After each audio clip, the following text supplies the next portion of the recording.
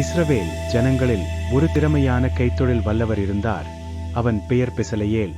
ஊரின் மகனும் யூதா கோத்திரத்தின் சந்ததியும். தேவன் அவனை தேர்ந்தெடுத்து ஆசரிப்பு கூடார வேலைக்காக அழைத்தார். கர்த்தர் மோசேயை நோக்கி பேசினார். நான் யூதாவின் கோத்திரத்தில் ஊருடைய மகனான ஊரியின் குமாரன் பெசலெயேலை தேர்ந்தெடுத்திருக்கிறேன். அவனை தேவாவியினால் நிரப்பினேன். அவனுக்கு ஞானமும் புத்தியும் அறிவும் உண்டு.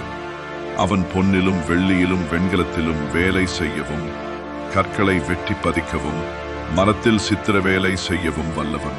அவனோடே தான் கோத்திரத்து அகிசாமாகின் குமாரனாகிய அகோலியாவும் துணையாக இருந்தான்.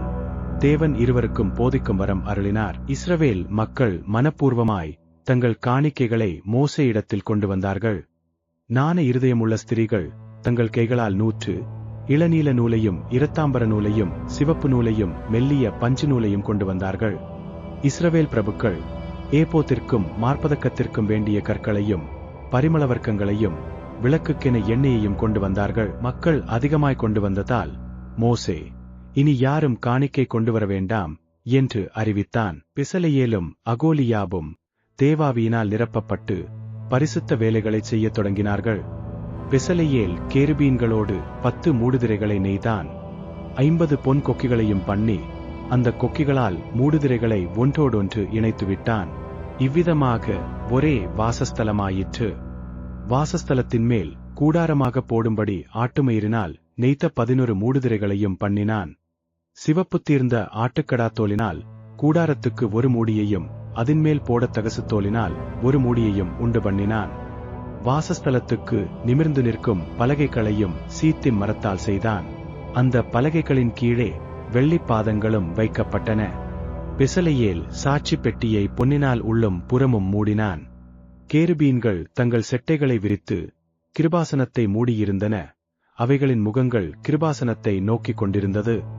மேஜையையும் அதன் கருவிகளையும் பசும் பொன்னினால் செய்தான். குத்து விளக்கையும் பசும் பொன்னினால் செய்தான்.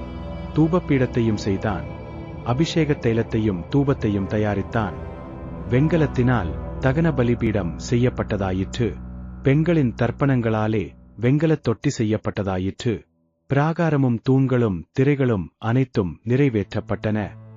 ஆசாரிய வஸ்திரங்கள் செய்யப்பட்டன. ஏபோத்தும் மார்பதக்கமும் அங்கிகளும் பரிசுத்த கிரீடத்தில் கர்த்தருக்கு பரிசுத்தம் என்று பொறிக்கப்பட்டிருந்தது.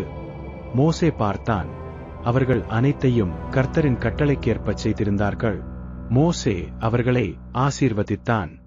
2ஆம் ஆண்டின் 1வது மாதத்தில் வாசஸ்தலம் ஸ்தாபிக்கப்பட்டது.